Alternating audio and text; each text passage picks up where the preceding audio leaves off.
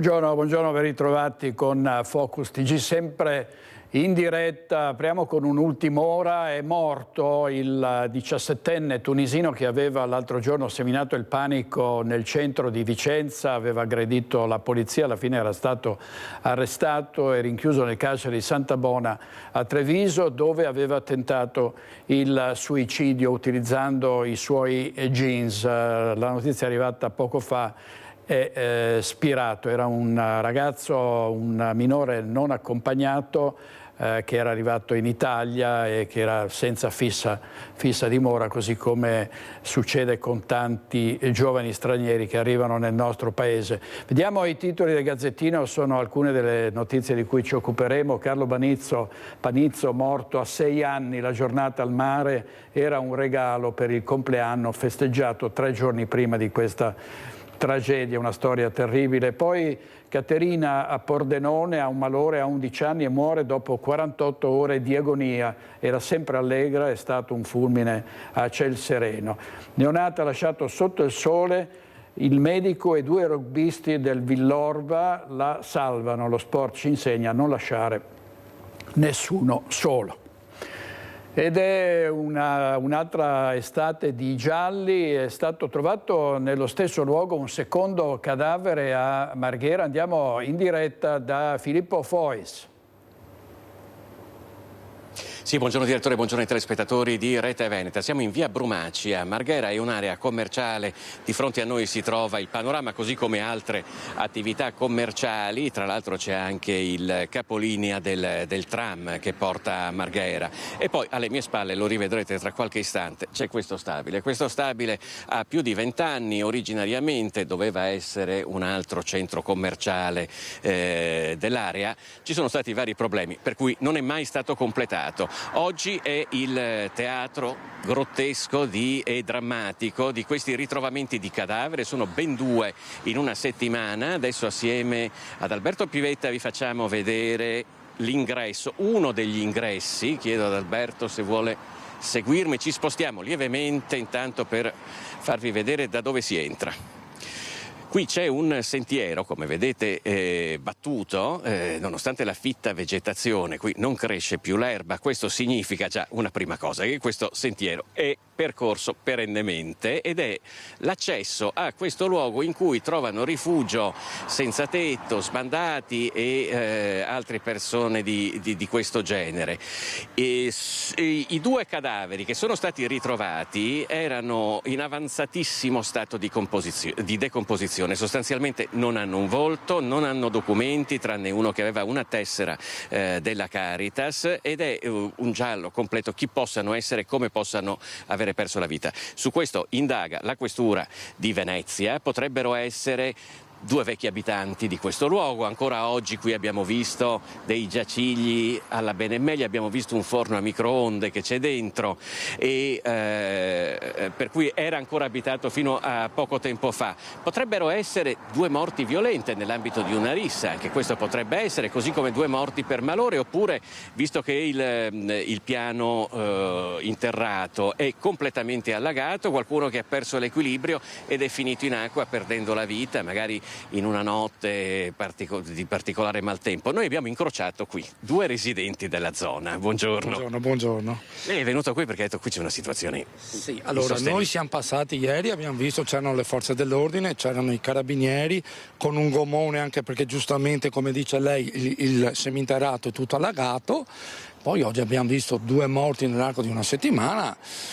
Ci fa un po' preoccupare la cosa, perché noi in linea d'aria abitiamo a 300 metri dietro, sinceramente, ai figli, ai nipoti, cioè è una situazione, anche perché non è una zona degradata, cioè c'è un centro commerciale. Non è neanche nascosta, tra l'altro. No, oltretutto, sinceramente siamo un po' preoccupati di questa situazione, perché non si capisce ancora questi 2 morti, da quanto, una morte violenta, una morte accidentale, non si capisce niente, quindi volevamo esprimere un po' la nostra preoccupazione, ecco, tutto là. Signora, chiedo anche a lei, voi le avevate segnalato? Beh, a parte che comunque è una cosa risaputa qui a Marghera. No, non avevamo segnalato, tanto perché siamo passati tante volte, c'è stato un periodo in cui c'era anche una roulotte parcheggiata qua e ci venivano a rubare sulle case, poi la roulotte è stata spostata, però hanno abbandonato completamente tutto.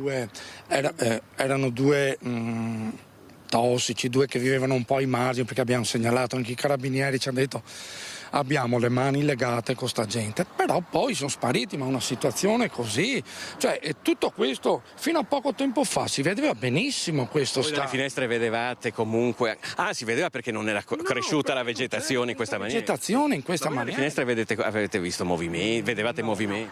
No, diciamo che noi abbiamo un parco dietro, parco Emmer, che di sera c'è sempre qualche individuo un po' ambiguo che gira, però arrivare al punto di dire dei morti, nonostante ci sia molta forza dell'ordine, anche l'esercito che gira, su questo bisogna dar atto, però anche se passano con le macchine in una situazione così non si vede niente, capisci?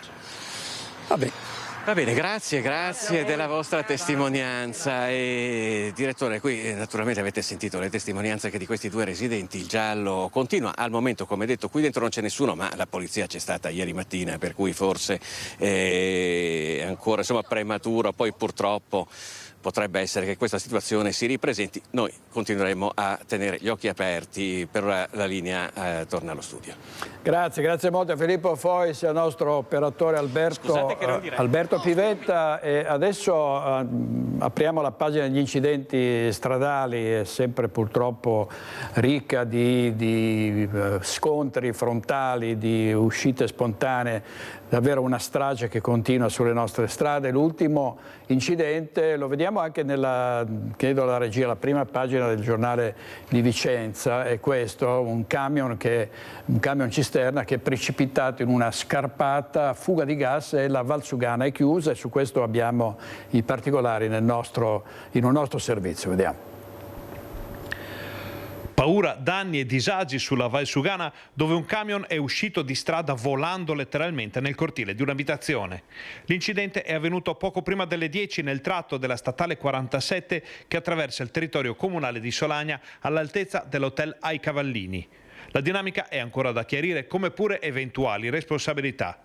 Di certo ci sono invece le ricadute per la viabilità dell'importante arteria, già sottoposta in questi giorni allo stress dell'esodo ferragostano.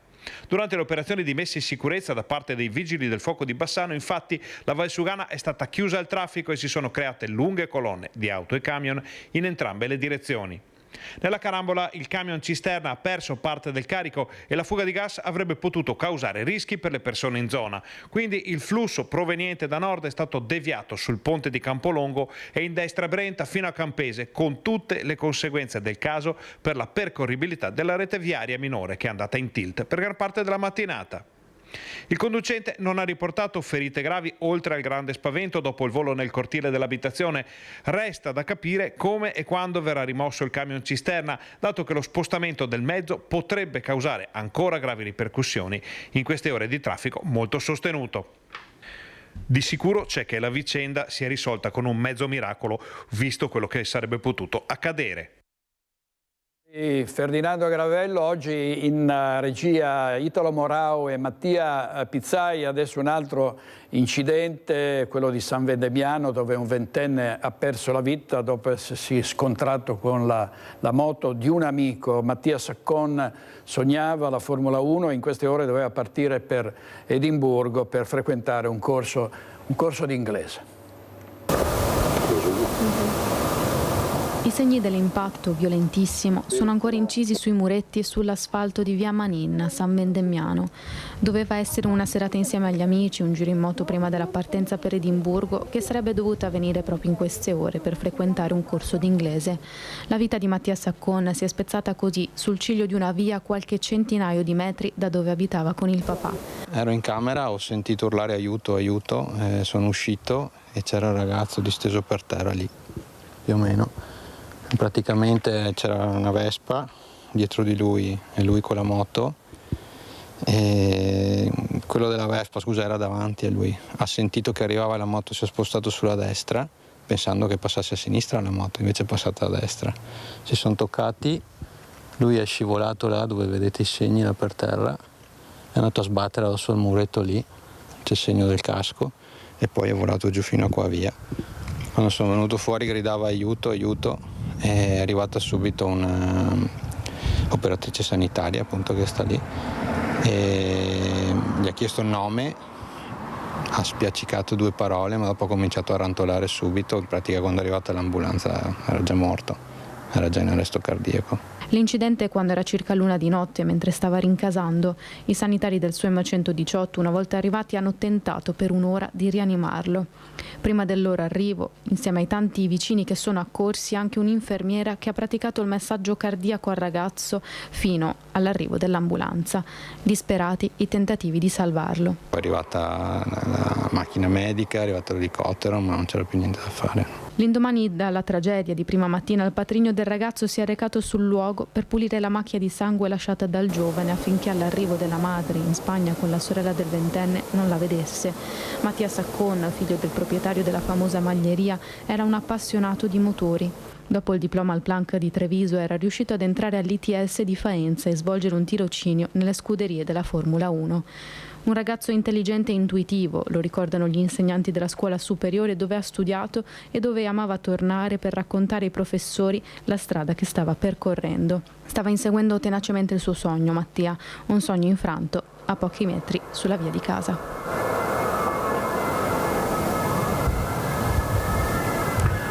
Il servizio di Edi Kalim, adesso la tragedia del bambino di 6 anni sfuggito al controllo della madre che è morto annegato a 100 metri dalla riva a Cavallino Treporti, è stato ritrovato dopo ore e ore di ricerche. Andiamo da Daniela Sizia che si trova a Roncade. A te Daniela. Buongiorno direttore, buongiorno anche ai telespettatori. Ci troviamo a Roncade, che è il paese dove viveva Carlo assieme alla mamma. Qui si respira ancora un clima di dolore, di lutto, un clima pesantissimo. La gente fa fatica a parlare, tante le lacrime dei cittadini. Carlo lo descrivono tutti come un bambino sempre vivace, solare, pieno di vita. Tutti si stringono attorno alla mamma e al papà del piccolo e intanto continuano le indagini da parte delle forze dell'ordine per ricostruire quello che è accaduto quel drammatico giorno. La procura ha aperto un fascicolo a carico di ignoti e in queste ore il pubblico ministero sta decidendo se predisporre o no l'esame autoptico sul corpo del piccolo Carlo. Solo dopo questo verrà concesso il nulla osta per i funerali del bambino. Intanto come dicevo, si sta cercando di ricostruire quello che è accaduto quel giorno, perché il bimbo aveva festeggiato 6 anni e qualche giorno prima e la mamma lo aveva voluto portare per una giornata al mare per festeggiare ancora il compleanno, una giornata di allegria che si è trasformata in una tragedia. Sono arrivati nel pomeriggio, poi lui si è buttato subito in acqua come tutti i bimbi col suo costumino giallo, un attimo di disattenzione della mamma e purtroppo il bambino è scomparso nelle acque e lo avete saputo insomma ieri alle 2:45 con il sonar, il radar dei vigili del fuoco è stato ritrovato il piccolo a 2 metri circa di profondità, a circa un centinaio di metri dalla riva, il corpicino sul fondale. Ovviamente potete capire insomma tutte le speranze si sono infrante ieri alle 2:45 e intanto le amiche della mamma hanno attivato una raccolta fondi. Pensate insomma alla solidarietà della gente è tanta, nel giro di 10-12 ore si sono stati raccolti circa 17.000 euro e hanno risposto davvero tantissime persone, 800 persone, e per dare un supporto alla mamma economico, anche per aiutarla per un aiuto psicologico, perché insomma capite questi per lei saranno giorni drammatici e per superarla davvero avrà bisogno di un aiuto, ma anche per aiutarla per il funerale. Questo da Roncade, direttore, io ti restituisco la linea. Grazie molte, grazie Daniela Sizia e Nicoletta Rizzetto per la parte tecnica. Una tragedia che davvero occupa pagine e pagine sui giornali locali. È stato ritrovato attraverso il sonar dei sommozzatori dei vigili del fuoco. La Procura di Venezia deciderà in queste ore se aprire un'inchiesta. Il bambino di Roncade si trovava al mare con la mamma Dana, che oggi ha fatto ritorno a casa, incrociando i vicini commossi. È stato ieri il ritorno a casa e poi la famiglia si è chiusa nel proprio dolore. Dana è una persona straordinaria. Quello che è successo, secondo me, lei ancora non si rende conto, purtroppo.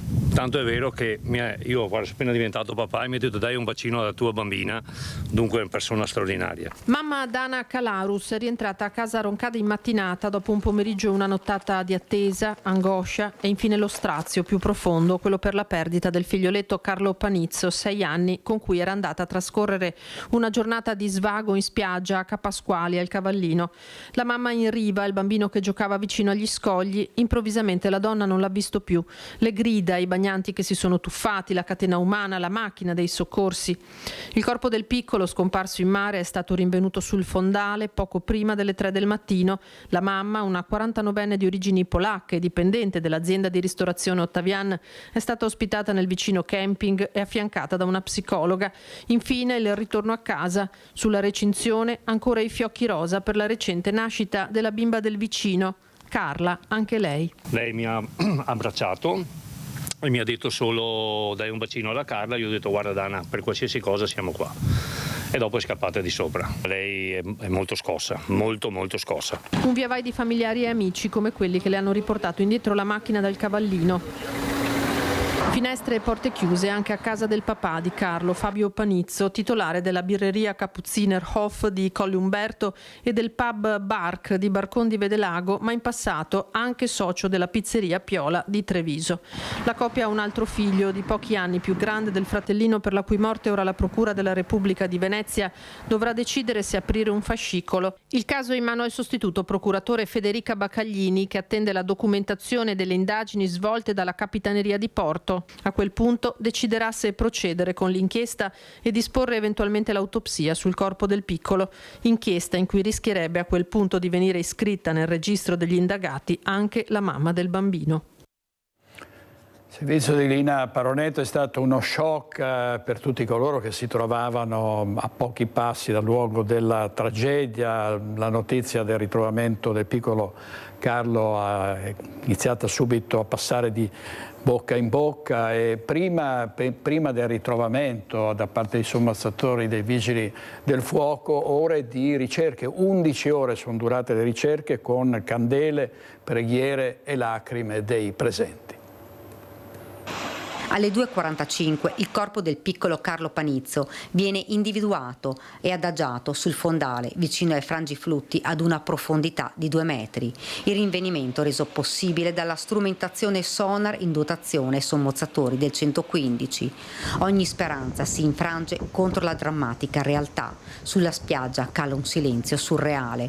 Le lacrime prendono il posto ai momenti allegri e spensierati. I bagnanti arrivano lungo questa barriera di scogli dove qualcuno lascia un gioco, una maglia, un pensiero, delle candele. Piange questo turista, ci dice che ha 2 figli e che viene in questa località da anni. 2 boys. Sorry.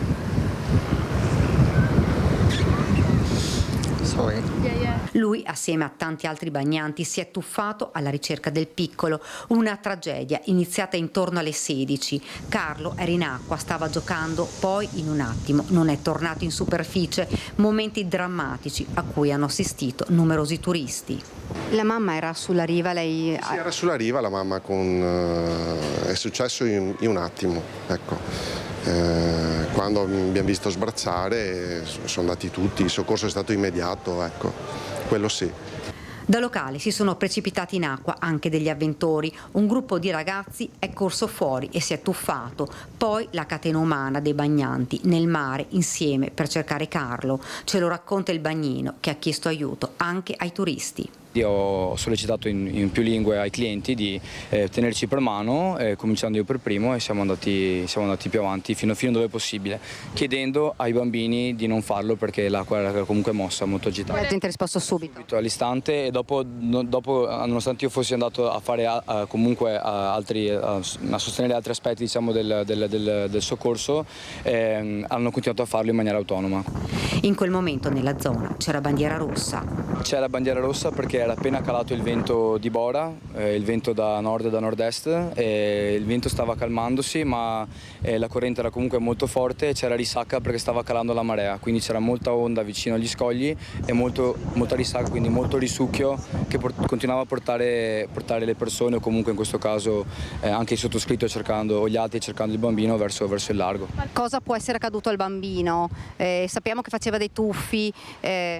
No, io so che il bambino era arrivato da poco in spiaggia, e so che poi non era più sotto la sorveglianza della madre per cause che non sta a me definire. Su quella spiaggia a Cavallino Tre Porti è calato il silenzio di una tragedia impossibile anche da accettare. Come avete sentito, potrebbe essere stato tradito dalla corrente molto forte, il mare era mosso e veramente bastano pochi secondi perché accada l'irreparabile in queste circostanze. Ieri era stata sospesa l'attività nei camping in segno di lutto e supporto psicologico alla madre distrutta dal dolore.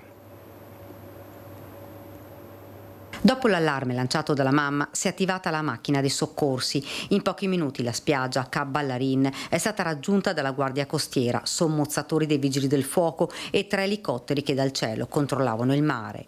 Attivato subito dal prefetto un tavolo di crisi per la gestione dell'emergenza. Le ricerche si sono sviluppate sia lato mare, dove appunto poi è stato ritrovato il piccolo, sia lato terra, quindi le ricerche sono state sviluppate dai carabinieri, dalla polizia locale anche su tutto l'arenile e le strutture ricettive interne, nella speranza di poterlo trovare. Non solo, ma lungo l'arenile sono stati distribuiti dei volantini con la foto del piccolo nella disperata speranza di poterlo ritrovare, una speranza che si è spenta le prime ore del mattino. La tragedia tra il villaggio San Paolo e il camping Vela Blu nel tratto di spiaggia libera. Ore di apprensione vissute anche in comune con il sindaco Roberta Nesto e l'assessore al turismo.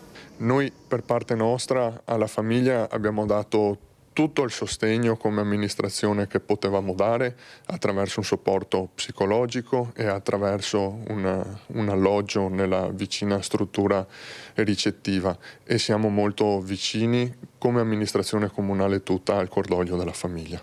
Nel camping della zona i turisti, dopo la notizia del ritrovamento del piccolo Carlo, si sono chiusi in un silenzio colmo di dolore. Noi come mondo dei campeggi, dei villaggi di Cavallino Tre Porti siamo assolutamente vicini alla famiglia. Oggi le strutture, quelle proprio vicino all'area interessata, hanno sospeso tutte le attività musicali, di intrattenimento lungo l'arenile, proprio in segno di rispetto nei confronti della famiglia e del bambino. Lungo la strada troviamo un ragazzo, Tommaso, che conosce la famiglia del piccolo, ci racconta di Carlo. Fantastico, era veramente un amore di persona. Sapere che in questo momento non c'è più è una grande mancanza per tutti quanti, penso. Il dolore è grande, ci dice, e non ci sono parole per descriverlo. Tra un mese avrebbe iniziato la prima elementare questo bambino di 6 anni, e a Roncade ovviamente il suo paese, reazioni con il grande cordoglio di tutta la comunità. Devo confrontarmi anche con la Giunta, credo proprio di sì, di istituire, di proclamare la giornata del lutto cittadino il giorno dei funerali. È il minimo che possiamo fare, perché veramente questa è stata una tragedia che ha sconvolto tutta la comunità. L'amministrazione comunale di Roncade proclamerà il lutto cittadino nel giorno dei funerali del piccolo Carlo Panizzo, annegato a Cavallino Tre Porti. La comunità dove vivono mamma e papà del bimbo ha sperato fino all'ultimo che Carlo si fosse smarrito in spiaggia, che l'epilogo potesse essere diverso. Io da papà, da genitore, posso solo immaginare quanto straziante sia per i genitori la perdita di un figlio. La perdita del piccolo Carlo ha colpito profondamente la comunità scolastica. Il bambino, che aveva compiuto 6 anni venerdì, aveva concluso l'esperienza alla scuola d'infanzia di San Cipriano e tra un mese avrebbe cominciato la prima elementare. L'istituto comprensivo, a firma della dirigente Carla Abazzola, ha diffuso una nota di cordoglio e un ricordo del piccolo. Dirigente e maestre si sono sentite al telefono condividendo il loro dolore. Un bambino solare, ma un bambino particolare perché mi raccontava la maestra che era sempre disposto ad aiutare gli altri. È stato un duro colpo per tutti e naturalmente ci siamo attivati anche per dare un supporto, anche un aiuto psicologico anche alle famiglie. Molti genitori giustamente, ovviamente, non sanno neanche come affrontare questi argomenti riguardanti già la morte in sé, ma una morte in questo caso molto tragica e quindi hanno bisogno delle parole giuste, no?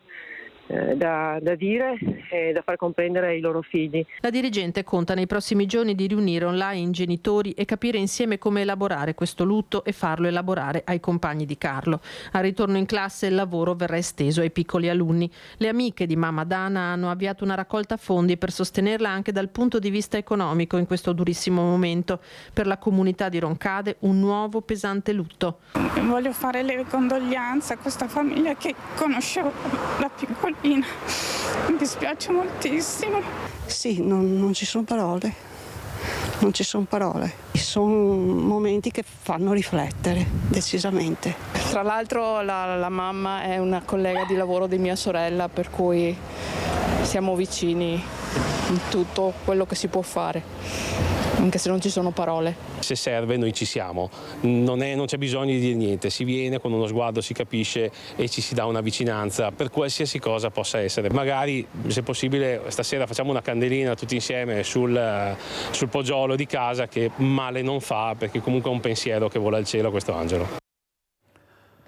7 mesi fa il distacco di una parte dell'intonaco della scuola Pascoli di Bassano del Grappa, era rimasto ferito un bambino. Ieri un avviso di garanzia al sindaco di Bassano del Grappa, Nicola Finco, che quindi risulta indagato. Ci si chiede se i sindaci abbiano una responsabilità oggettiva in questi fatti. Andiamo in diretta da Elena Dal Forno, che è in compagnia del presidente dell'ANCI e sindaco di Treviso, Mario Conte. A te Elena. Sì, buongiorno direttore, buongiorno a tutti i telespettatori di Rete Veneta. Siamo proprio qui con il sindaco Mario Conte e chiediamo proprio a lui come ha preso la notizia di dell'iscrizione nel registro degli indagati del sindaco di Bassano Finco. Sono ovviamente dispiaciuto per quanto è successo al bambino che si è visto cadere l'intonaco, però fatemi portare la solidarietà all'amico collega Nicola Finco, che si trova iscritto nel registro degli indagati perché un pezzo di intonaco della scuola è caduto appunto mentre c'erano i bambini. Adesso io voglio dire, fino a dove arriva la responsabilità del sindaco? Non è che ogni sera noi facciamo il giro di picchettatura di tutti i soffitti delle scuole, verifichiamo che le porte antipanico funzionino, che le cerniere delle finestre siano adeguate. Ci sono dei responsabili all'interno degli istituti, negli uffici tecnici. Insomma, io credo che anche da questo punto di vista, se vogliamo fare in modo che la gente si avvicini e non si allontani da questo ruolo che è meraviglioso, dobbiamo anche rendere responsabili i sindaci di responsabilità reali e concrete su quelli che sono gli atti che noi vogliamo, firmiamo e decidiamo. Però quelle che sono responsabilità indirette, francamente non lo trovo corretto. Rovinare la vita anche semplicemente da un punto di vista morale a un primo cittadino che dedica la propria vita e poi si trova iscritto a un registro degli indagati. Capisco che i protocolli prevedono questo, è altrettanto vero che sotto quelle fasce tricolore ci sono donne e uomini con una coscienza e che svolgono un servizio così importante per la comunità. Chiediamo semplicemente di poter essere liberi di poterlo svolgere nel migliore dei modi. Ecco, direttore, lanciamo il servizio proprio su Nicola Finco, vediamo come ha risposto lui ieri e poi ritorniamo qui con Mario Conte.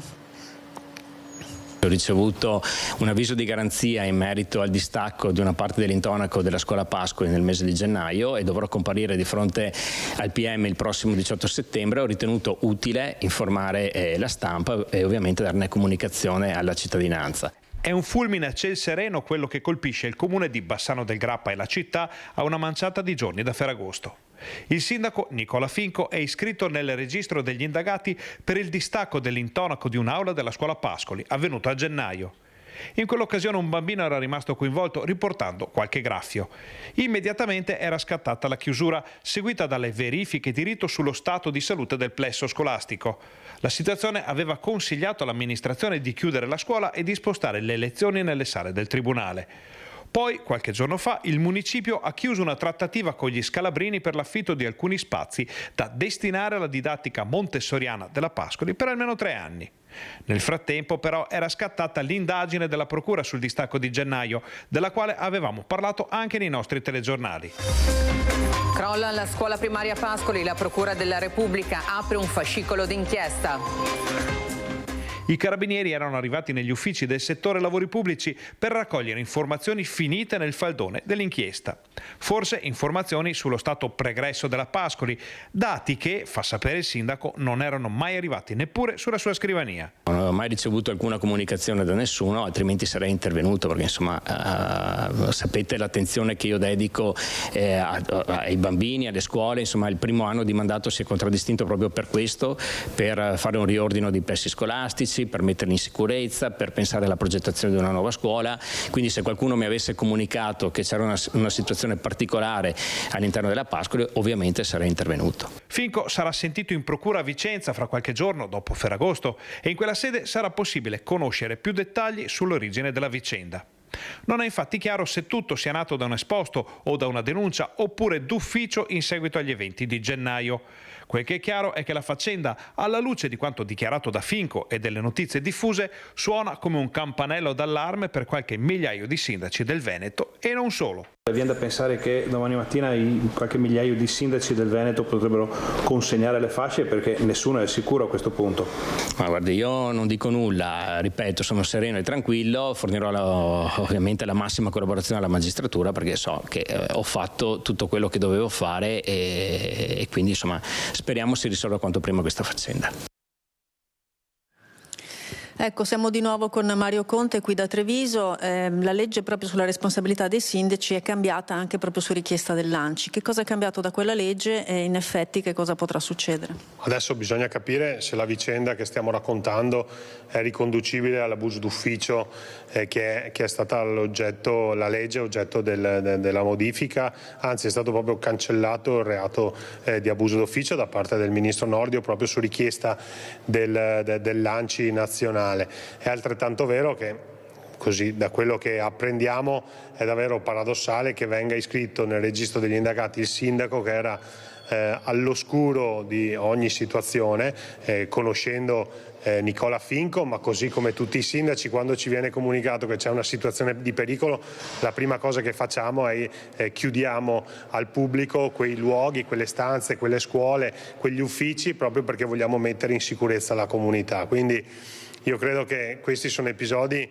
che demoralizzano un po' coloro che ricoprono questo ruolo, che è sottopagato, che è pieno di responsabilità. Capiamo che sono addirittura responsabilità dirette e addirittura indirette a questo punto, perché voglio anche capire, come dicevo prima, chi è che ogni sera va a verificare le condizioni dell'intonaco delle scuole? Nessuno, così come non controlliamo il funzionamento, personalmente come sindaci, il funzionamento delle porte, dei maniglioni antipanico. Insomma, sono cose impossibili da verificare. Ci sono delle persone che sono preposte e quindi è giusto che venga fatta chiarezza, però è altrettanto vero che non possono essere sempre i sindaci a pagare in prima persona. Anche semplicemente essere iscritti al registro degli indagati ti toglie l'entusiasmo, ma ti toglie anche la serenità.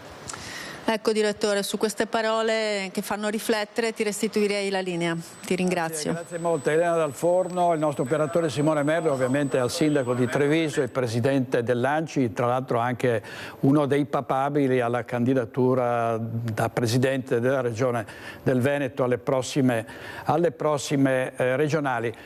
Torniamo alla cronaca nera in questo caso, perché a Montebelluna continuano le scorribande di giovani anche in bicicletta, fanno delle gymkhane pericolose e c'è l'esasperazione dei cittadini. Andiamo da Cristian Arboit, dall'operatore Michele Zanette. A te Cristian.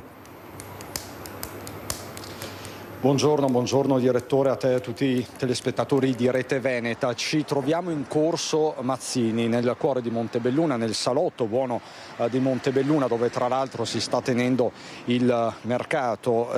Questa strada è teatro, è ormai diventata teatro delle scorribande di un gruppo di ragazzine ormai noti non solo alle cronache ma soprattutto ai residenti, che sono davvero esasperati. Non solo mettono a repentaglio la loro sicurezza con queste gincane, ma anche quella degli automobilisti, dei passanti. Le immagini parlano da sole, loro stessi, i protagonisti di queste gincane le postano tranquillamente sui social, su TikTok, su Instagram. Insomma, veramente Montebelluna è senza pace in questi mesi, si stanno registrando delle aggressioni anche, e non solo. Qui con me c'è Angela Folador, che è titolare di questo noto locale di Corso Mazzini, il Mare a Monte. Angela Folador, che venerdì sera è stata testimone di sequenze davvero concitate. Cos'è successo, Angela, venerdì sera? Allora, buongiorno. Allora, mio marito era seduto qui fuori e tutte le sere passano, o una sera sì, una no, sti ragazzi, 6, 7, 10, dipende la gente che c'era. Qui seduto, stava bevendo un prosecco, lo hanno sfiorato facendolo quasi cadere. Mio marito chiaramente ha detto, li ha un attimo richiamati, e da lì sono partiti insulti e ancora insulti sia a mio marito che ai clienti che avevamo qui. Insulti anche irripetibili nei confronti di alcune clienti, insulti sessisti, ecco, chiamiamoli così. Sì, è vero. Offese pesanti, molto pesanti, purtroppo.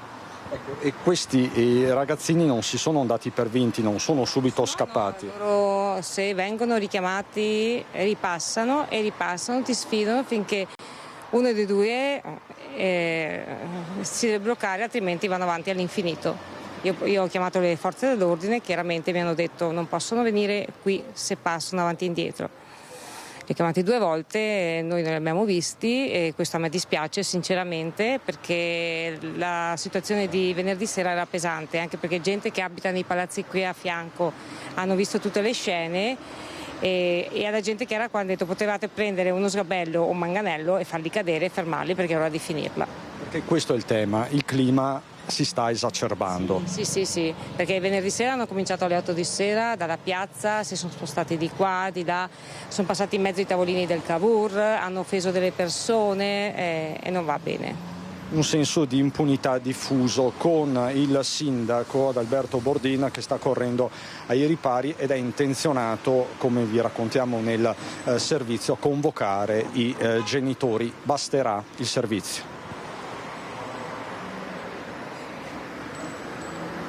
Manovre pericolose tra le auto, impennate, corse contromano, giro di vite a Montebelluna nei confronti di giovani che si comportano scorrettamente in sella alle biciclette, mettendo a rischio la propria ed altrui incolumità. Da tempo il fenomeno è sotto la lente delle autorità. L'ultimo episodio l'altra sera, quando 3 minorenni, già noti per le loro scorribande, sono stati fermati dai carabinieri in centro storico. I loro genitori verranno convocati dal sindaco Adalberto Bordin, che assieme ai militari dell'Arma incontrerà i ragazzini con mamme e papà, perché, afferma il primo cittadino, questi comportamenti sono inaccettabili in quanto pericolosi. Non è tollerabile giustificarli con la mancanza di spazi per fare acrobazie in bici. L'amministrazione comunale ha come cardine quello di creare servizi per tutti, ma ciò, continua Bordin, non può prescindere dal rispetto delle regole, soprattutto quando riguardano il codice della strada. Quest'ultimo non è un episodio isolato. Nei mesi scorsi 20 minorenni erano stati identificati dalla polizia locale per impennate e manovre spericolate in bicicletta, con conseguenti sanzioni ai genitori.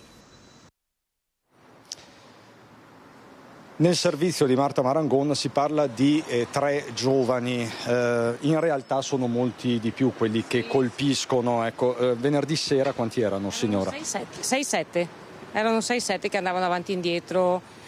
E secondo me non sono neanche bambini o ragazzini di famiglie che stanno male, perché hanno biciclette che costano, secondo me, anche. E quindi è vero che fare quello sport lì secondo me costa, però non è neanche colpa del sindaco che chiaramente non può fare da padre a tutti. Perché prima la domanda: basterà convocare i genitori, secondo me? Assolutamente, non basterà convocare i genitori, assolutamente. Deve partire qualcosa dalle famiglie, secondo me, di questi figli.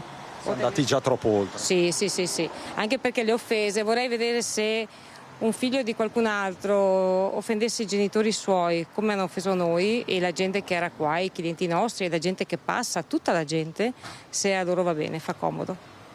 Grazie davvero Angela Follador, titolare del Mare a Monte, questo locale su Corso Mazzini che davvero in queste settimane, in questi mesi ha registrato tantissimi episodi di questo tenore, quindi adesso saranno convocati i genitori di alcuni dei protagonisti, vedremo che cosa accadrà. Di certo insomma il clima qui è molto teso. Per il momento è tutto, direttore, con Michele Zanette da Montebelluna ti restituisco la linea. Grazie molte a Christian Arboit. L'uomo massacrato, ucciso e poi fatto a pezzi dalla suocera e dalla moglie a Gemona, ancora le indagini in corso, anche se le assassine sono confesse. Intanto si attendono i risultati dell'autopsia. Andiamo in diretta, dovremmo andare in diretta da Francesco Pezzella, però c'è un problema con il collegamento, allora direi ecco, no, abbiamo ripristinato il collegamento. Francesco, a te la linea. Ci siamo. Sì, direttore, buongiorno. Siamo qui a Gemona in via dei Lotti, la via dove c'è la villetta dei Venier, dove è stato assassinato Alessandro Venier il 25 luglio. Sostiene la donna che si è autoaccusata, ha confessato l'omicidio, cioè la mamma Lorena Venieri. Il 31 di luglio è stato ritrovato il corpo fatto a pezzi, in 3 pezzi, e sono iniziate le operazioni dei RIS all'interno della villetta in 2 fasi.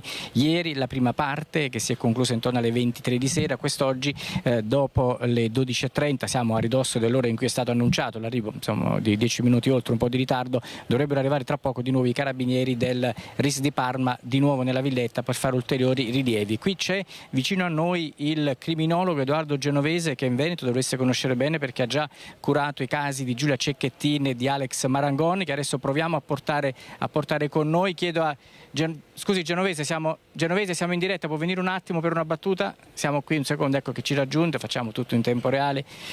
Eccoci qui con il criminologo Edoardo Genovese, che è il consulente per quanto riguarda la Castro Monsalvo, per conto degli avvocati naturalmente Tosel e De Carlo. Allora, questa mattina la prima parte dell'esame autoptico al quale lei ha partecipato insieme a RIS, per fare cosa? Allora, diciamo che oggi abbiamo suddiviso la giornata in 2 blocchi. La prima parte ha riguardato strettamente la parte di nostra competenza, quindi il RIS ha effettuato dei tamponi sulla salma che poi saranno oggetto di analisi e di riscontro poi evidentemente in laboratorio. Terminata poi questa parte anche con dei rilevi fotografici, terminata poi questa parte, la seconda parte ha previsto appunto il vero e proprio esame autoptico con la presenza di tutti i medici legali, compresi anche il nostro medico legale, il medico legale della procura e quello delle altre parti. Ecco. È stato trovato sangue qui all'interno della villetta con il luminol ieri? Allora, su questo tipo di risultati ancora non mi esprimo, perché dobbiamo ultimare ancora. Oggi faremo un secondo nuovo sopralluogo che ha proprio la natura e l'obiettivo di cristallizzare tutti i locali della casa, quindi quello che posso dire è che si sta svolgendo tutto in un clima di serenità e soprattutto di grande livello professionale da parte appunto anche della squadra dei RIS, quindi si sta cercando di approfondire tutto senza lasciare nulla veramente al caso, quindi un'analisi a 360 gradi. Ecco. È stato cristallizzare significa anche collocare le persone nei luoghi. Lei in un'altra intervista che ha rilasciato ha parlato di oggetti e di cose che appartengono alla bambina, che fanno dunque presumere che la bambina si trovasse in questo piano rialzato della casa. È così?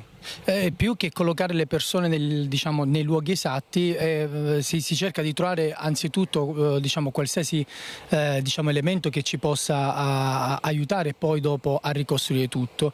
Abbiamo riscontrato però sì diversi effetti personali della bambina nella prima parte, che era il piano rialzato. Ecco. In base a quello che già è venuto fuori, si può dire che qualcosa si comincia a riscontrare dalle dichiarazioni della donna che si è accusata, Lorena Venier? No, ancora è prematuro, è presto e occorre prima veramente concludere tutta questa prima parte per poi dopo cominciare a fare dei riscontri. Grazie. Ultima cosa, il bidone è in ospedale, giusto, sotto sequestro, e oggi verrà esaminato? Su questo ancora io non so nulla, lo scoprirò fra qualche ora, ecco, quindi questo. Grazie Edoardo Genovese, consulente degli avvocati Federica Tosel e Francesco De Carlo, che difendono la compagna di Alessandro Venier, Meilin Castro Monsalvo, 30 anni, che è stata tirata in ballo dalla suocera. Fino a questo momento tutto si basa sulle dichiarazioni di Lorena Venier, 61 anni, la mamma del 35enne Alessandro Venier, che è stato ucciso e fatto a pezzi, diviso in 3 parti, e si sta ricostruendo, cristallizzando, come ha detto Genovese, quella che è la situazione qui all'interno della villetta, che è la scena del crimine in via Lotti a Gemona. Da Gemona è tutto, a voi la linea. Grazie molte al nostro inviato Francesco Pezzella della nostra redazione di Udine. Andiamo avanti con un altro fatto che abbiamo dato in apertura, una notizia dell'ultima ora, cioè che è morto il 17enne tunisino che aveva seminato il panico nel centro di Vicenza, mobilitando la polizia, che ha dovuto faticare molto prima di fermare le sue imprese. Stava dando in escandescenza, ha buttato mobili da una finestra, ha aggredito gli agenti, alla fine era stato fermato e tradotto nel carcere di Santa Bona, dove aveva tentato il suicidio. La notizia è che oggi il ragazzo, un minore non accompagnato, è morto per il tentativo di soffocamento che l'aveva ridotto in fin di vita. Su disposizione della procura minorile era stato arrestato e aveva una sfilza a suo carico di denunce per vari reati: rapina, tentata rapina aggravata, danneggiamento, resistenza e violenza a pubblico ufficiale, lesioni personali, oltraggio e atti osceni. Era stato appunto a un certo punto fermato dopo aver dato in escandescenza e aver creato altri problemi nel centro della città. Andiamo adesso nel Bellunese, andiamo da Tiziana Borognani e da Stefano Bozzi, il nostro operatore, perché questa notte, a causa di un improvviso violento temporale, la strada Alemagna che porta a Cortina d'Ampezzo è stata nuovamente chiusa. A te, Tiziana.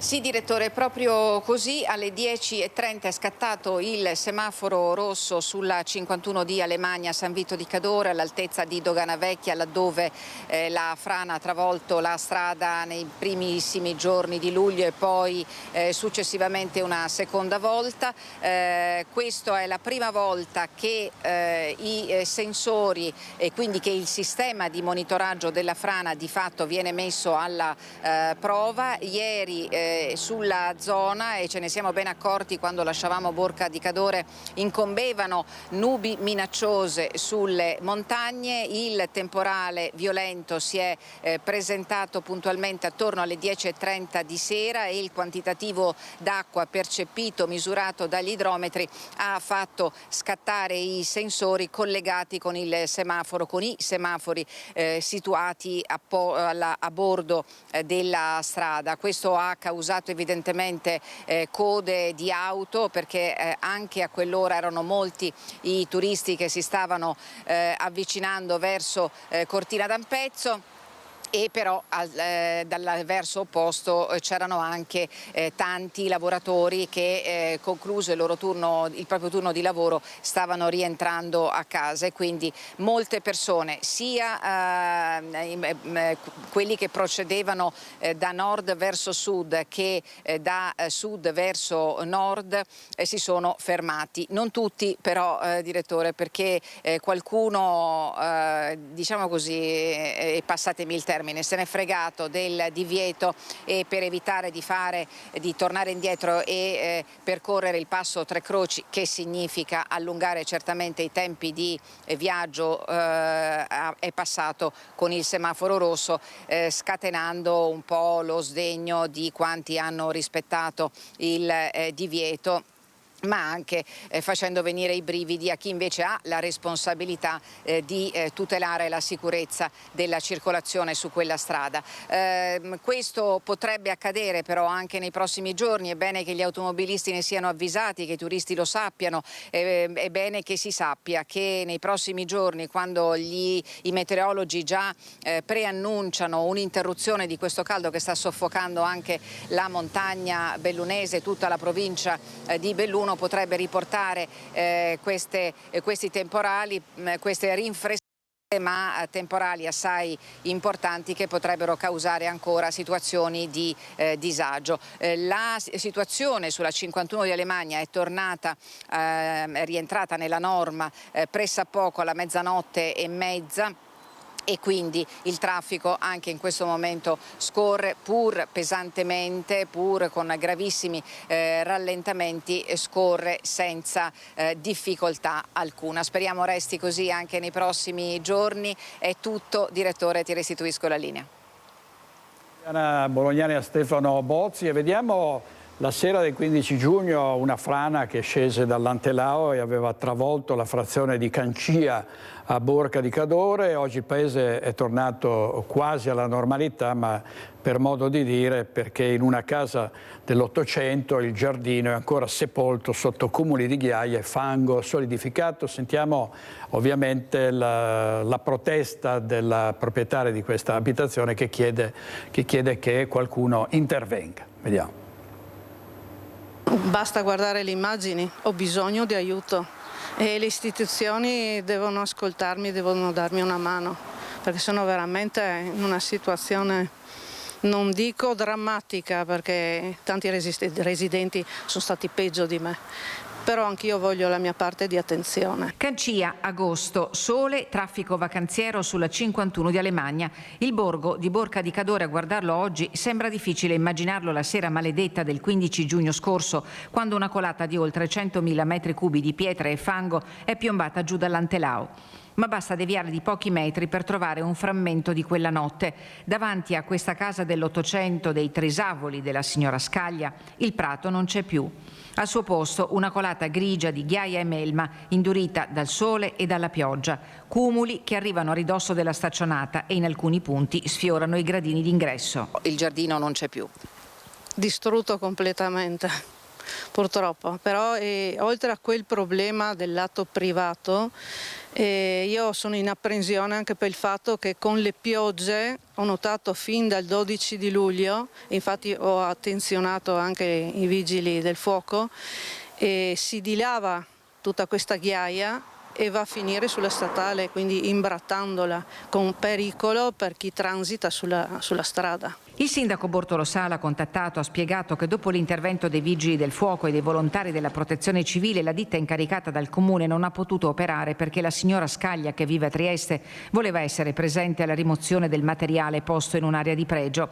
Ad ogni buon conto, laddove la sera del 15 giugno c'era un cancello, ora c'è un argine oramai assottigliato che dovrebbe contenere il dilavamento. Quello doveva essere un'emergenza, fatto per emergenza, con l'aspettativa di risolvere il problema. È stata fatta anche una raccomandata all'ANAS di Belluno, che prontamente hanno informato e sollecitato le istituzioni a fare un qualcosa, e faremo sempre il solito verbo e mai date certe. Poco oltre un cumulo di sassi che la signora Scaglia ironicamente chiama il suo piccolo Antelao, mentre sopra svettano imponenti 2 abeti che hanno 60 anni, dalle radici importanti che bisogna preservare per non compromettere la stabilità delle piante.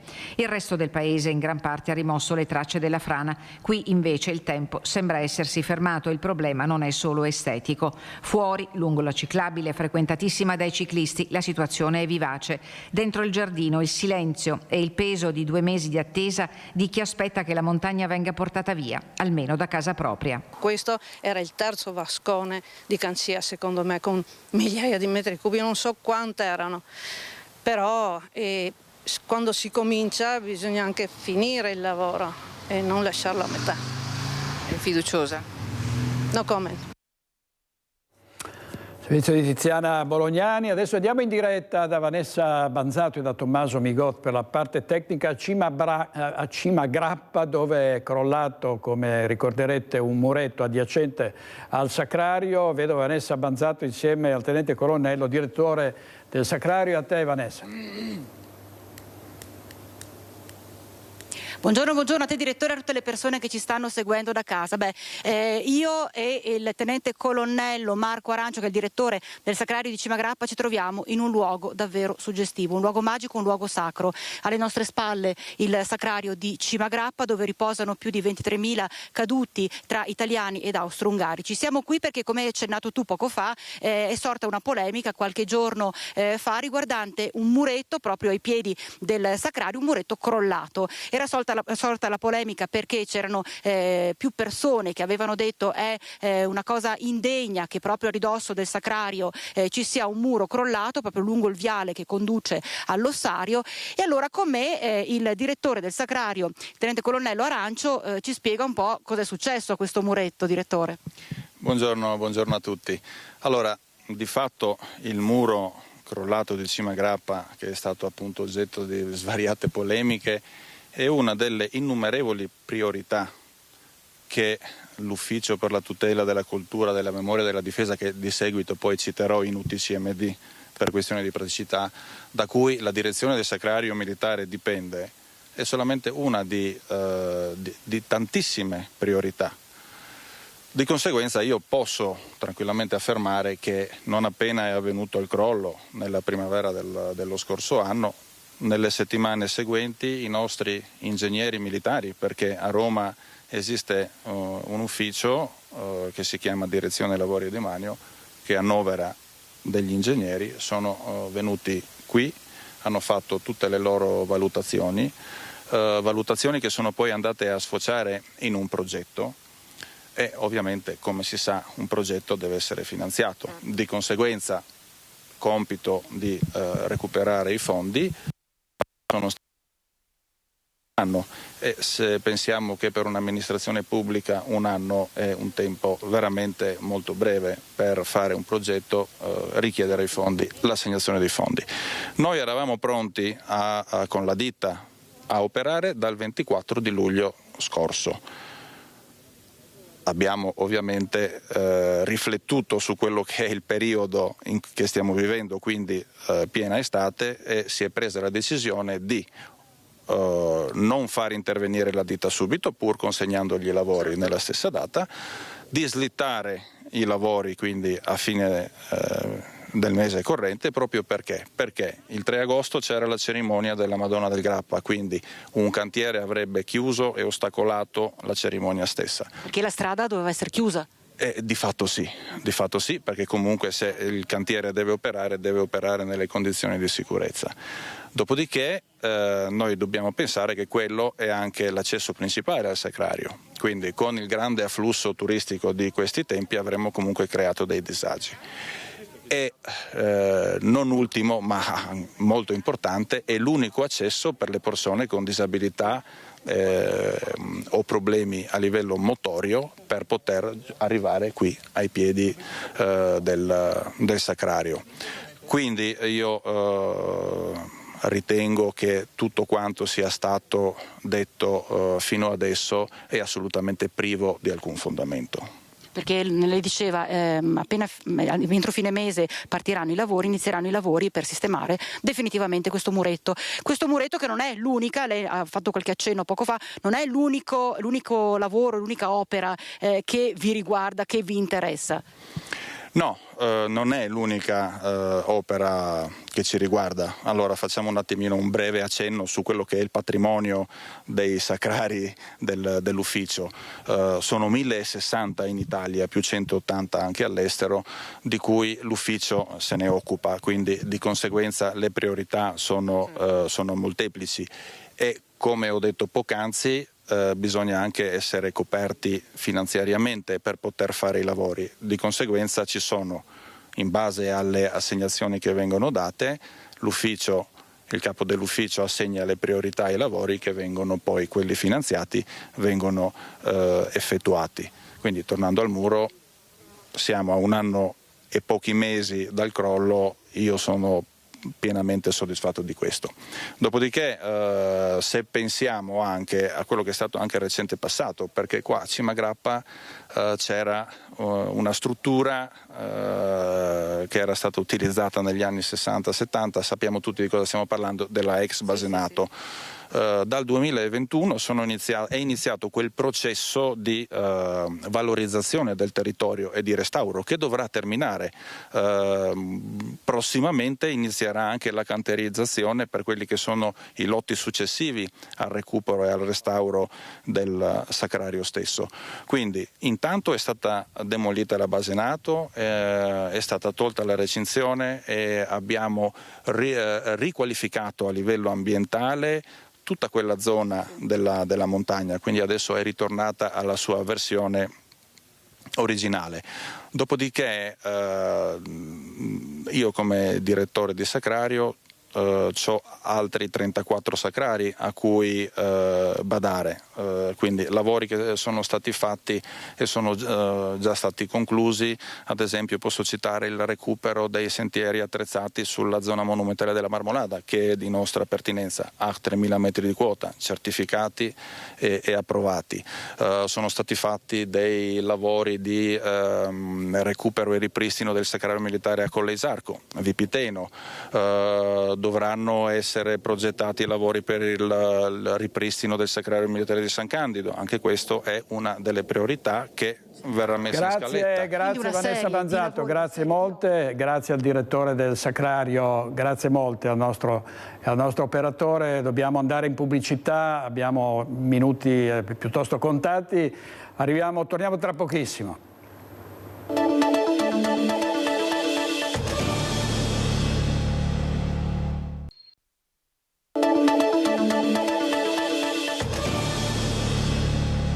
Nuovo in diretta con Focus TG e ringrazio molto e saluto il presidente regionale di Azione in Veneto, Niccolò Rocco. Buongiorno Presidente. Buongiorno.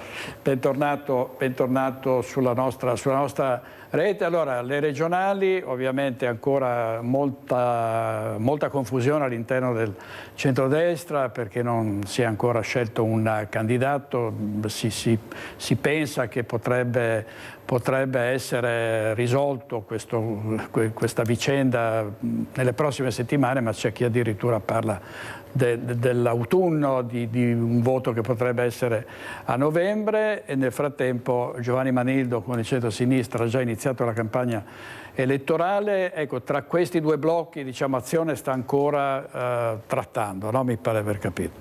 Sì, noi ovviamente siamo un partito che ha sempre fatto del proprio mantra quello di superare il bipolarismo, perché pensiamo che comunque il bipolarismo porti in sé delle contraddizioni. Però chiaramente le elezioni regionali sono delle elezioni in cui bisogna fare una scelta di campo. Noi abbiamo dialogato, devo dire, anche alle amministrative con il centrodestra, ci troviamo anche bene in molti comuni, però quando è venuto fuori il nome di Giovanni Manildo abbiamo capito che Giovanni Manildo potrebbe essere come dire, l'alfiere di una coalizione eterogenea sicuramente, ma anche in grado di incarnare un certo moderatismo. Noi azionisti siamo sicuramente delle persone dinamiche, però pensiamo che per la fase storica che stiamo andando ad affrontare un profilo capace di dialogare, capace di mettere insieme anche idee diverse possa essere quello che serve al Veneto.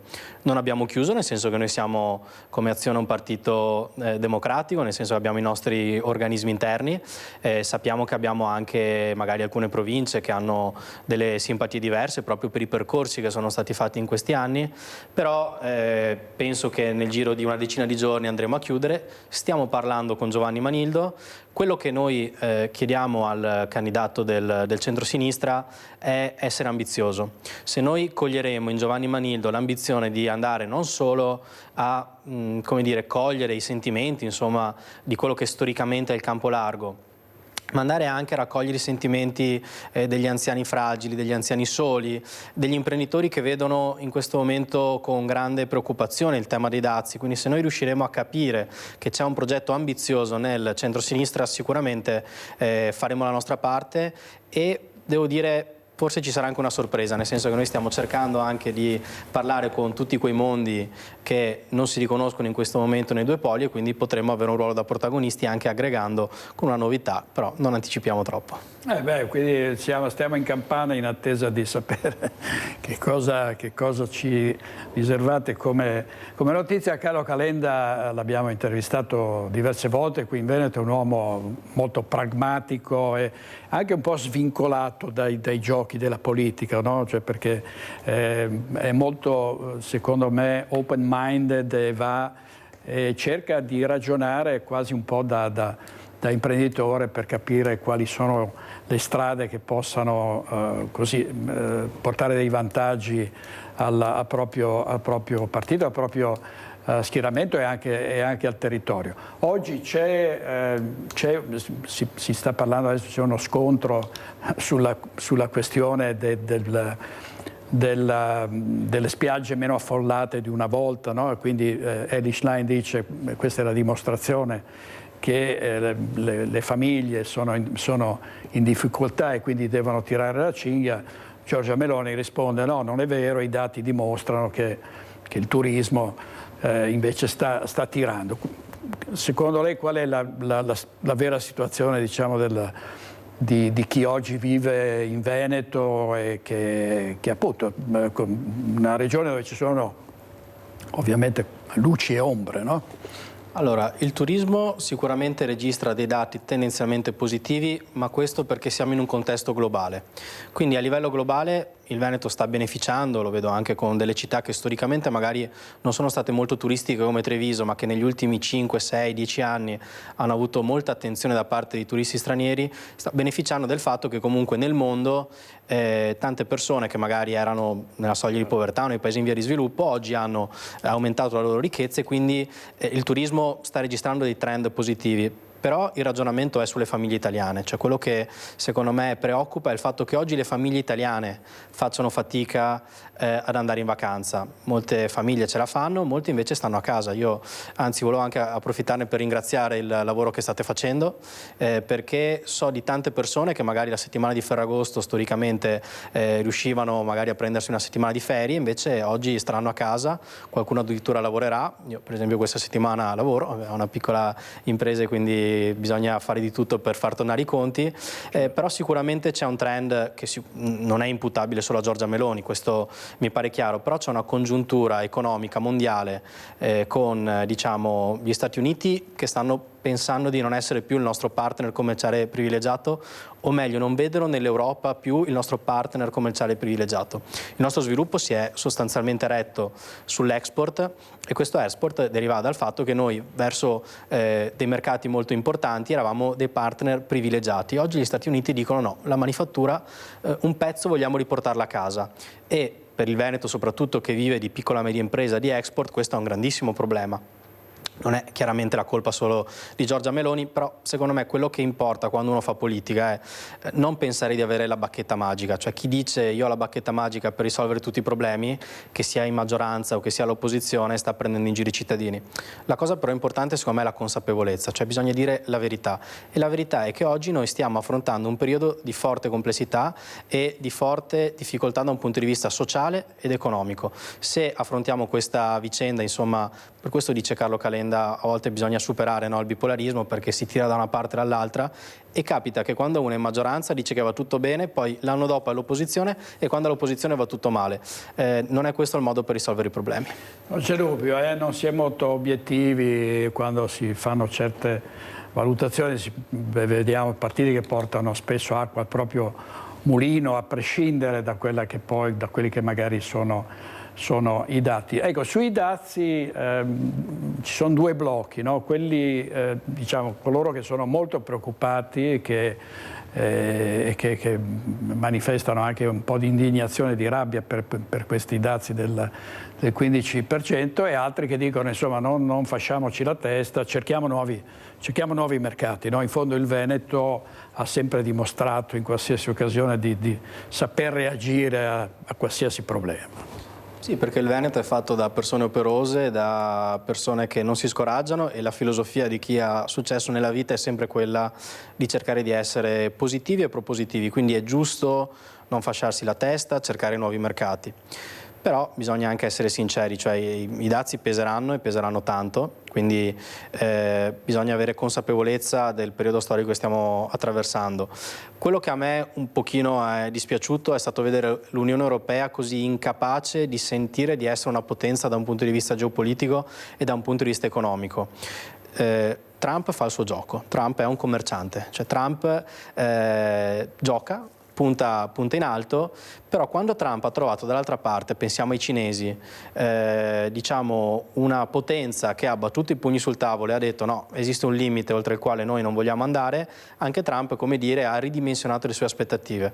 Secondo me l'accordo che la von der Leyen ha chiuso prima dell'incontro in Scozia sulla tax, insomma la digital tax per le grandi aziende statunitensi, perché è vero che gli Stati Uniti su un pezzo di manifattura sono, come dire, in deficit commerciale, però su tutta la parte dei servizi, basti pensare insomma a Microsoft, le grandi piattaforme, sono assolutamente in attivo con noi.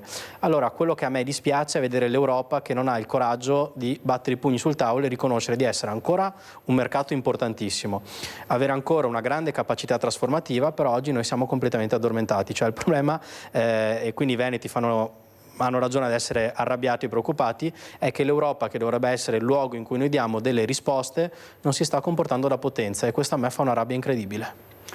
Ecco, allora, Nicolò Rocco, Presidente regionale di Azione, rispetto a quanto sta accadendo, parlo ovviamente sempre delle regionali, è difficile azzardare previsioni, ma il centrodestra diciamo, non si agita più di tanto, perché il centrodestra è da 30 anni che è egemone in questa regione. Quante probabilità però ha il centro-sinistra in mezzo a questa fase piuttosto travagliata di guadagnare consensi? Cioè magari anche qualcuno dice alla fine potrebbe anche spuntarla il centro-sinistra. Io penso sempre che le elezioni siano 0-0, cioè oggi nessuno è andato al seggio elettorale, oggi nessuno ha espresso una preferenza, oggi il centro-sinistra con merito ha candidato una persona per bene, una persona che ha delle doti, il centrodestra sta aspettando perché storicamente sa di avere un blocco, come dire, in Veneto un pochino più conservatore, un pochino più storicamente democristiano bianco, però anche Giovanni Manillo è un democristiano nell'animo, insomma noi lo conosciamo, è stato sindaco di Treviso, quindi ha quelle doti e quelle caratteristiche lì. Le elezioni per me sono sempre 0-0, nessuno ha ancora espresso un voto e la coalizione di Manildo deve avere l'ambizione di vincere. Io penso che quando uno si candida debba sempre avere l'ambizione di vincere, perché uno si candida per rappresentare sicuramente degli interessi, per rappresentare delle idee che non possono essere trasversali al 100%, ma deve pensare come se un domani fosse lui il governatore, come uno quando si candida a sindaco deve pensare di essere il sindaco di tutti i cittadini di tutta la città. Quindi penso che Giovanni Manillo debba avere l'ambizione di pensare di poter vincere, perché oggi nessun cittadino ha espresso ancora un voto. E poi ho grande fiducia nei cittadini, cioè quando Zaia ha preso il 76%, non è perché i veneti dormissero, perché il 76% dei veneti ha ritenuto che Zaia avesse governato bene e gli ha dato fiducia. C'era il Covid, lui è stato molto bravo a fare il papà di tutti i veneti in quella fase storica, essere molto rassicurante, ma lui ha vinto col 76% perché, e che è molto più di quello che storicamente ha preso il centrodestra, perché ha avuto l'ambizione di parlare a tutti i veneti. Penso che Giovanni Manildo, nel momento in cui si candida, debba avere il coraggio e l'ambizione di parlare a tutti i veneti e di pensare di vincere. Uno, se corre, deve pensare di vincere, se no deve stare a casa. Grazie a Nicolò Rocco, Presidente regionale di Azione in Veneto. Grazie Rocco, a presto, buon lavoro, poi ci vedremo anche a Focus la sera nelle prossime settimane. Grazie mille. Andiamo in pubblicità con i nostri registi, Italo Morao e Mattia Pizzaia. State con noi, a tra poco.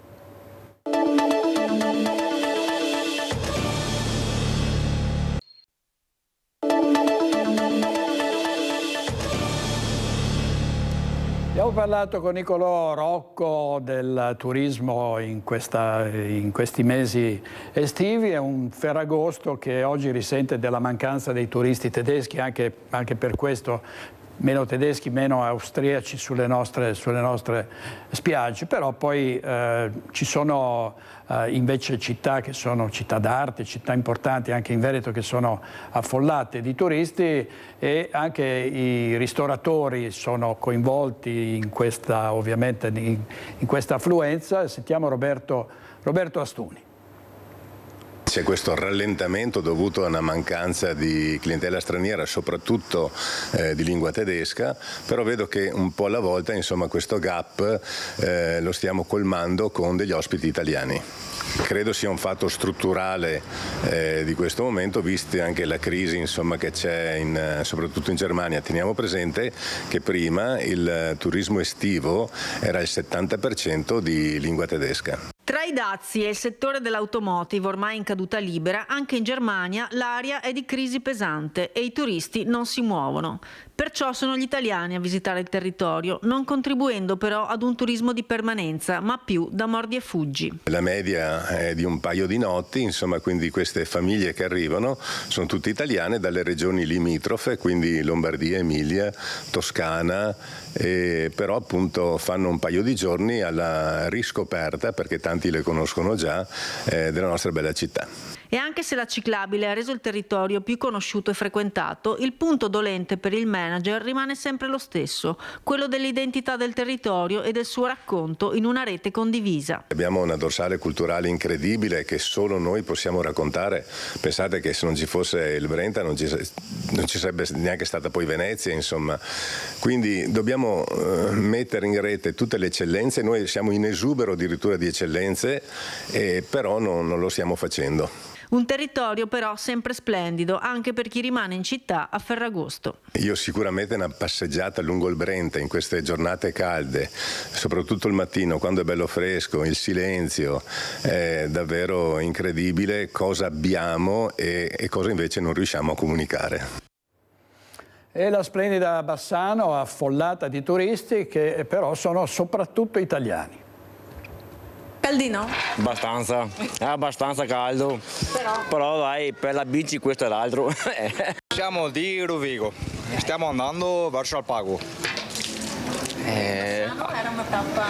Bassano era una tappa, adesso dobbiamo fare il Cismon del Grappa, poi andiamo su verso Feltre e andiamo verso Alpago, Ponte delle Alpi, prima volta che lo facciamo in bicicletta da Rovigo. Chi approfitta della fontana del Bacio per rinfrescarsi dopo una lunga pedalata e chi invece passeggia all'ombra del rinomato ponte. A Bassano il turismo è vivissimo, ma di tedeschi se ne vedono pochi.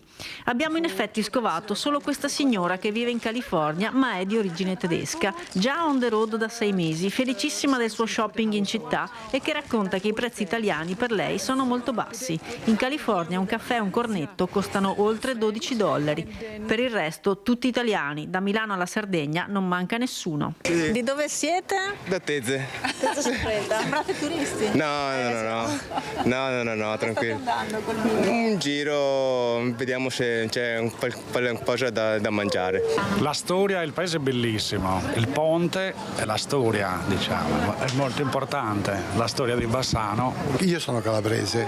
Siete qua in vacanza? No, sì, una settimana e basta. Abbiamo visitato il Museo degli Alpini, molto bello. Siamo di base a San Martino di Castrozza per le vacanze, e però Bassano ci siamo già passati varie volte, ci è sempre piaciuta, soprattutto il ponte, aveva un punto di riferimento e quindi siamo tornati volentieri. L'ultima volta che siamo stati il ponte era in ristrutturazione, quindi mi ha fatto tanto piacere vederlo finalmente libero dalle gabbie che lo mortificavano un po'. La Cremona.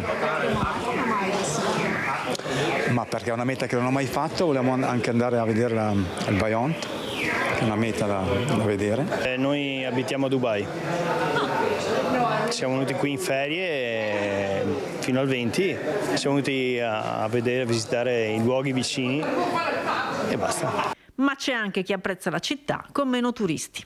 La città così è a misura d'uomo, è veramente vivibile, veramente fruibile. Servizio di Elena Dal Forno, vediamo anche a Padova. Come da tradizione saranno spettacoli musicali e fuochi pirotecnici le attrazioni che richiameranno migliaia di persone in Prato della Valle. Vediamo. Anche quest'anno sarà Prato della Valle a Padova al centro della festa per chi resterà in città. A Ferragosto un grande palco sarà allestito nel Lobo di Santa Giustina e dalle 21 partirà l'intrattenimento che vedrà alternarsi DJ e musicisti. Ospiti d'eccezione della serata il redivivo duo Benji e Fede. A partire dalle 23:30 via ai tradizionali fuochi d'artificio realizzati per contenere l'emissione di polveri sottili e privi di forti esplosioni. Ci attende un grande spettacolo gratuito per tutti i padovani che sono in città e anche per i tanti turisti che sempre di più scelgono di venire a Padova anche nel periodo estivo. Un grande spettacolo gratuito, inizia alle 9 con la musica, poi dalle 9:30 i tanti artisti che si alterneranno fino a Benji e Fede che anticipano il momento più atteso, quello dei fuochi d'artificio alle 11:30 con uno spettacolo piromusicale, come nelle scorse edizioni, con un'attenzione a evitare i botti che danno più fastidio agli animali domestici, ma con grande spettacolarità. Attenzione massima alla sicurezza. Nell'area di Prato della Valle non sarà possibile introdurre contenitori di vetro e lattine, oltre a spray urticanti, lanterne cinesi e droni. Dalle 19 di venerdì sarà interdetto il traffico alle auto per permettere l'afflusso degli spettatori. Ci saranno un centinaio di soggetti e operatori per la pubblica sicurezza, oltre alle forze dell'ordine, ma la cosa più importante è che si raggiunga il Prato della Valle senza ovviamente bottiglie di vetro o oggetti contundenti, ma con la voglia di passare una bella serata insieme e di divertirsi. Per il resto, alla sicurezza della serata e della piazza ci pensiamo noi con tutti i soggetti preposti, per cui appuntamento già a partire dalle 9 con la musica e poi il grande spettacolo piromusicale. E anche a Cortina d'Ampezzo, la perla delle Dolomiti, impassa il cosiddetto turismo cafone. Ne è testimonianza questa foto scattata nel parcheggio sotto il tennis Apollonio, che ha immortalato un uomo completamente nudo accanto al suo minivan, incurante della gente. La testimone, che aveva accanto a sé il figlio piccolo, è rimasta scioccata, tanto più che l'uomo imperterrito è rimasto senza vestiti per più di qualche minuto. L'ira del sindaco Gianluca Lorenzi, che parla di maleducazione bella e buona e che assicura di aver intensificato i controlli, ma che afferma se non vengono presi in flagranza di reato non si possono multare in flagranza, non di reato, perché non è ancora reato il mostrarsi come mamma ci ha fatti. La situazione fa il paio con altre scene di inciviltà come quelle che vi mostriamo e che sono state riprese a Rio Gere, dove in una giornata di pioggia 2 turisti stranieri hanno pensato di fare la doccia approfittando di una cascatella d'acqua che scendeva dalla grondaia del rifugio. Sono scene ordinarie nella conca ampezzana, ma non parliamo di quelle che sono all'ordine del giorno a Venezia, dove si vede questo e molto altro, purtroppo, in una città calpestata letteralmente dal cosiddetto overtourism. Il tempo farà molto caldo almeno fino alla domenica di Ferragosto e Federico Fusetti è andato a sentire gli esperti dell'ARPAV. Sentiamo. Buongiorno da Teolo, sede regionale dell'ARPAV, con Antonino Bonan, meteorologo. Ovviamente tutti parliamo di questi giorni così caldi.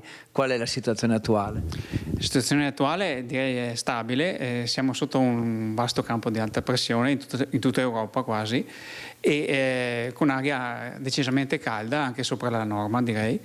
Questa ondata di calore è destinata a proseguire ancora per qualche giorno, con temperature che potrebbero anche lievemente salire nei prossimi 2 giorni. Abbiamo imminenti Ferragosto e poi ovviamente il fine settimana di questi giorni così importanti, diciamo, per chi è in vacanza, ma anche per chi resta in città. Cosa possiamo dire? Possiamo dire che almeno fino a Ferragosto e soprattutto in pianura la situazione dovrebbe rimanere sostanzialmente stabile. Comincia piano piano a cambiare un po' in montagna e un po' di variabilità, quindi di pomeriggio, specie sulle Dolomiti, qualche temporale può anche svilupparsi, E quando arriviamo al fine settimana è ancora più facile, e domenica ci attendiamo, almeno nelle proiezioni attuali, che qualche episodio arrivi fino in pianura con un leggero calo delle temperature e con qualche anche pioggia. Attualmente le temperature sono sopra la media sia in pianura che in montagna? Sì, sono sopra la media. In questa presente ondata di calore non abbiamo ancora raggiunto i livelli di quella precedente che domenica su lunedì ci ha fatto registrare temperature molto alte, però localmente potrebbero essere riavvicinate anche domani e dopodomani. Quindi parliamo di temperature che localmente potrebbero arrivare tranquillamente ai 38 gradi. Ultima cosa, alle nostre spalle c'è questa immagine così con molto rosso, che cosa vuol dire? Ovviamente insomma che è uniforme il caldo ed è in tutto il Veneto. Sì, in realtà se guardiamo bene ci sono delle macchie un po' più rosse e viola che segnano la situazione peggiore dal punto di vista del caldo, che è quella della pianura proprio centrale, alta pianura, dove domenica, questo è il caso di domenica, sono state raggiunte le temperature più elevate della scorsa ondata di calore. C'è una zona del Veneto particolare? Dipende dalle situazioni, tante volte può capitare magari la bassa pianura veronese, altre può capitare il Trevigiano. Questa è la situazione della precedente ondata di calore. Nei prossimi giorni potranno anche essere altre zone interessate di più, però il caldo lo sentiremo un po' dappertutto. Grazie a Federico Fusetti e agli esperti dell'ARPA. Chiudiamo con due titoli del Corriere del Veneto. Questa è l'arena o il Colosseo? Le domande folli dei turisti sfiniti dai tour massacranti, e sono sfinite anche le guide turistiche che dover rispondere a questo e ad altro. E poi una notizia da Cortina: è caduto dalle scalinate al Golf Club l'industriale Stefano Dolcetta, che è in fin di vita. È tutto per questa edizione di Focus TG, grazie per averci seguiti. Vi ricordo che non andiamo in onda la sera questa settimana con Focus e riprenderemo lunedì 18. Grazie ai nostri registi, Mattia Pizzaia e Italo Morao, e ci vediamo domani a mezzogiorno alla stessa ora. Grazie, buona giornata.